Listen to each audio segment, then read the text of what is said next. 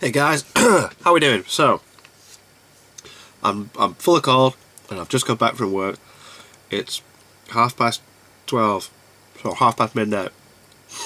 I'm in work in the morning, but I'm still filming these videos so that I can give you guys 2 a day. But it also means I can have a drink. And I'm really looking forward to this one. Like, I'm really looking forward to this Dissecting Madara Uchiha, because I just love the whole Uchiha stuff. Like Itachi, is my favourite character. We've done Dissecting Itachi. I've seen Madara, so we'll do Madara. Then I want to do Sasuke. Then I want to do Obito, and then I want to get into those versus videos that you guys are talking about. And don't worry, the Seth the Programmer Madara is stronger than we thought, or the other one. They're on the way. I'm even looking at doing the Aizen versus Madara video and the Akatsuki versus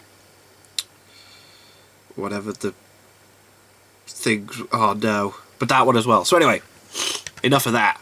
Let's do this. Dissecting Madara Uchiha with a scalpel. Not really. Let's do this. Yo, what's going on, everybody? Swagkage here, and welcome to today's video, where, as you can tell, we're going to be doing an in-depth character analysis of Madara Uchiha. Yay. Now, if you've watched my videos before, you may already know that I really like Madara. He's my personal favorite Naruto character, and one of my favorite villains of all time. But for the sake of this video, I'm going to be ignoring my own personal bias, and I'd like to ask you to do the same, since I'm going to be looking at the character as objectively as I possibly can. I'm aware that there are plenty of people out there that don't like Madara, and this video is not an attempt to... I don't see how you couldn't like Madara. Like I've said, I'm just trying to paint as accurate of a picture of Madara's character as I possibly can. And to do that, I'm going to be taking a look at him on a personal level, like I have in my previous character dissection. But I also want to observe Madara as a piece of the overall Naruto world and lore, as well as from a narrative perspective. So while I may say some things that make me sound like I'm praising the character to high heaven, keep in mind that I'm just stating facts, and most, if not all, of what I say from here on out isn't tied to any of my opinions at all. So if you've got that, great, let's go ahead and get started. I think the best place to begin with Madara's character is his role in the series before he was physically introduced to the audience, because even before he first showed up on panel and later on screen, he still had a very real presence in the world of Naruto, one that few, if any, characters I'm aware of have managed to replicate without physically appearing in their series beforehand. I really do feel emphasis needs to be placed on how long Madara's build-up lasted, and also on how intense this build-up was, because, okay, regardless of what you think about him, this was impressive. The amount of patience Kishimoto displayed throughout Madara's build-up is staggering, and I say this because he was first referenced as a part of the history of the Naruto world at the end of chapter 217, when Naruto first arrived in the Valley of the End, and the audience got their first glimpse at the statues of Hashirama Senju, who had already appeared in the series by this point, and Madara Uchiha. His first non-flashback appearance after that was in chapter 559.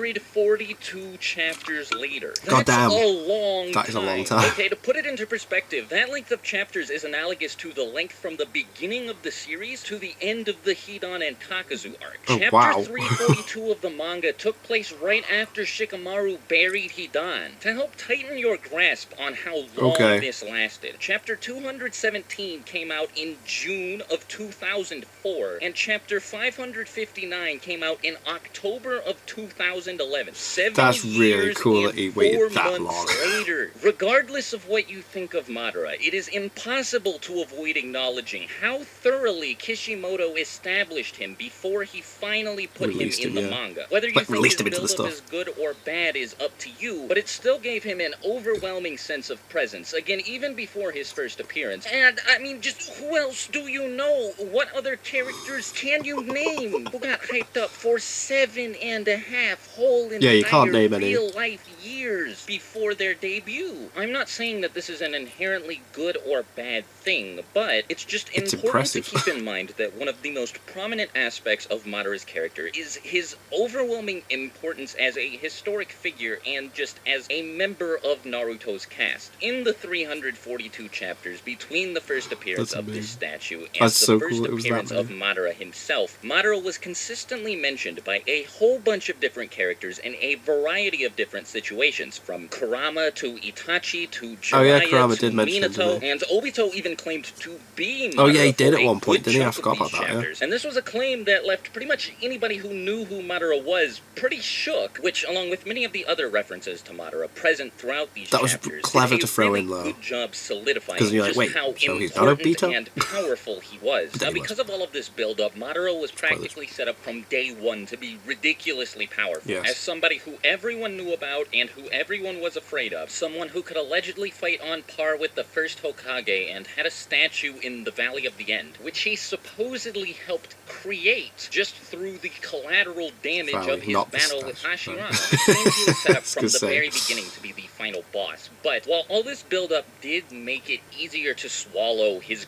crazy powers and all of the stuff it wasn't like that's ridiculous. It came at the cost of making everybody at least temporarily forget that Madara was a human being and more than just a really powerful shinobi. Kishimoto's habit of exploring the pasts of his characters through flashbacks did fix this, however, as it gave the audience a pretty clear look into the past of not only Madara, but Hashirama, Tobirama, and a whole lot of other people born during the Warring States period as well. Not only did this flesh out Madara's motives and make him feel more like a human being, but it also made him into a cornerstone for the vast expansion of Naruto's lore, as thanks to this look into his past, the audience also received a look into a completely different time period in Naruto's history, the Warring States period. Furthermore, Madara's immense amount of influence and the vast amount of ways that he affected the world around him inevitably linked him to the lives of many of Naruto's other key characters, particularly Obito. And all of these connections that Madara had not only made him feel important, but also made the Naruto world in general feel much larger. But I'll get back to that a little bit more in a bit. For now, let's talk about him as a person, and how he ended up developing into the supervillain we see at the end of the series, who is determined to, as he says, turn the world from hell into heaven. Now, since Madara doesn't speak very heavily about his personal life, at least aside from his confrontations with Hashirama, as a viewer you can assume that he's gotten over his past, or at least is able to detach himself from it, unlike, for instance, Nagato and Obito, without losing what he took away from everything that happened to him. That being that felt like you learned everything and knew a point of view what he was doing was drives Madara to do whatever he can to make the world better, which of course eventually leads him to discovering the infinite Tsukuyomi, the basis of the Eye of the Moon plan. But let's back up a bit and start talking about what it was in Madara's past that he was so bitter about to begin with. Now, if you paid close attention to Madara, you don't really need me to explain this, since a child born into the Warring States period, I mean, it's self-explanatory why Madara wouldn't be the happiest person, especially as an Uchiha after coming out of that. The Warring States period was one of the bloodiest, most violent eras in Naruto's history, like, to the extent that the average lifespan of a shinobi was barely above 30. As a member of one of the two clans that participated the most heavily in all of this fighting, I imagine that Madara probably saw the worst of this. After all, the constant conflict took all of his family away from him until he was left with just his younger brother Izuna, who was later killed in a battle with Tobirama. As a child, he started out incredibly idealistic, though, at least according to Hashirama, as he explains that both of them spent their free time, during their short childhood friendship at least, imagining what life in a peaceful world would be like, and talking about how they might be able to turn that dream into a reality one day. And he as it turns out, he had a really good heart, and despite the constant praise from pretty much everyone around him, who considered him a one-of-a-kind genius, Madara didn't become arrogant, at least not initially. As a matter of fact, he was a staunch perfectionist, and frequently saw himself as not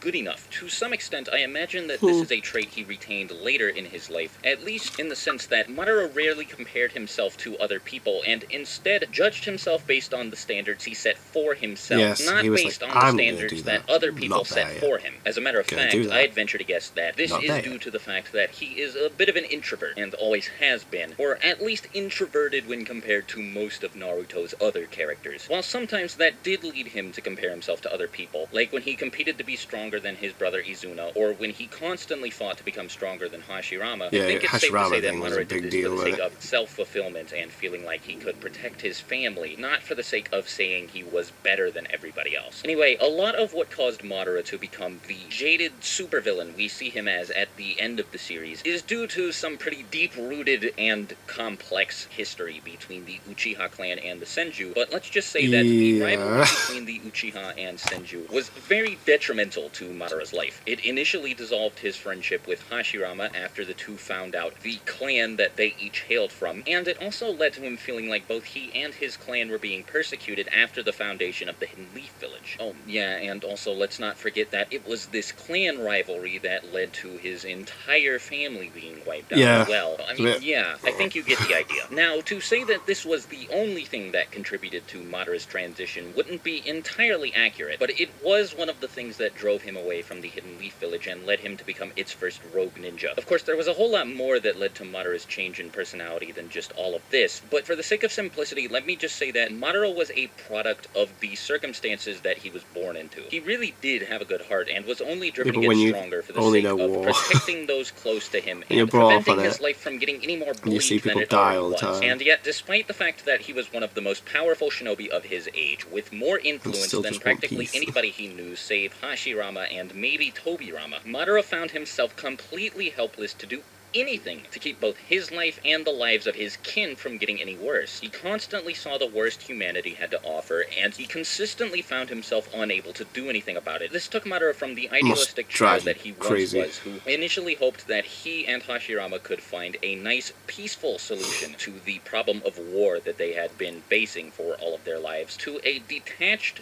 bitter, jaded, cynic, and pessimist who was convinced that any solution that was less than entirely absolute wouldn't be enough to pull the world out of the sorry state it was in, and from his point of view, would be in forever. This is what led Madara to create and pursue the Eye of the Moon plan, and his background is also what led him to use such extreme means to make sure the plan came to fruition. He was used to having to kill other people in pursuit of a goal, for example, so I can understand why he has no issues with killing people in the pursuit of the completion of the Eye of the Moon plan. I think Madara's helplessness, which was still present despite the fact that he was incredibly capable and also incredibly driven to make the world a better place, eventually led Madara to believe that the only way to eliminate conflict from the world was to use something as extreme as a jutsu that would also eliminate free will. I mean, he really did constantly get the short end of the stick and almost never got what he wanted. So put in a position where you constantly get beat down and frequently see those around you suffering the consequences, I can imagine jumping to such a foregone conclusion and feeling like there is absolutely no way to achieve a goal as huge as the elimination of all conflict without using extreme methods. I think he saw the infinite Tsukuyomi as a last resort, but also as his only option. And he truly believed that fulfilling the Eye of the Moon plan was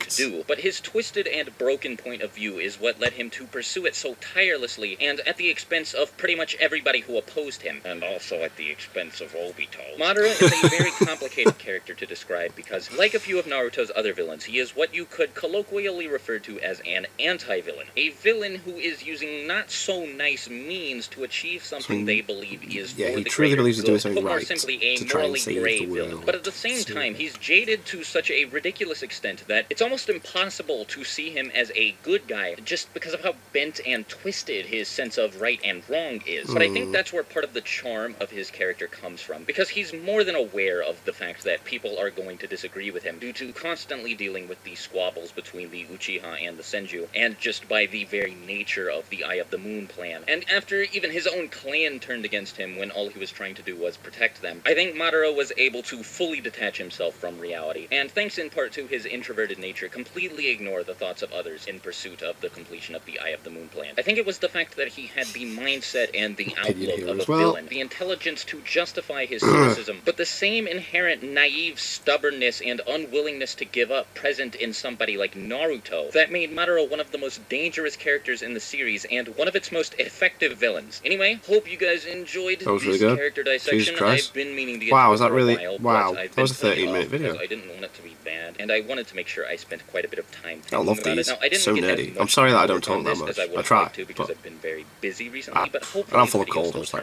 If you liked it, make sure to leave a like on the video, and if you're new here, maybe consider subscribing to two more dissecting videos. Content. And if you have any ideas for future video topics you want me to cover, then maybe more dissecting, because a few of you have been commenting. To leave them in the comments below, and if I see anything I like, I'll definitely add it to my list. Love these Swagkage videos. It's so until my next video, I hope you guys have a fantastic day, and I'll talk to you later. Swagkage out. Bye. Huh? Where's the song? There we are.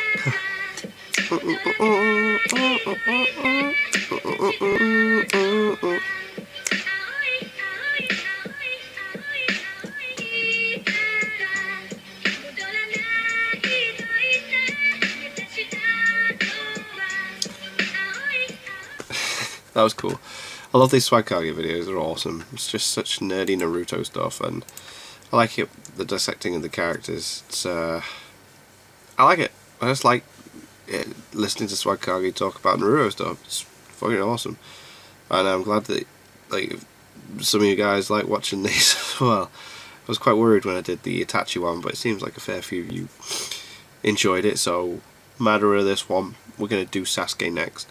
I want to do Obito, and then we'll do some verses, and I might come back to some others, because there seems to be some interesting dissecting ones. I mean, there's so much interesting stuff about a lot of Naruto characters. But anyway, thank you guys very much for watching. What do you guys think of that? What do you guys think of this? Click like, subscribe if you haven't already. Leave comments down below. Let me know what I should watch and discuss in future videos. And I'll see you guys, yes, you guys, next time.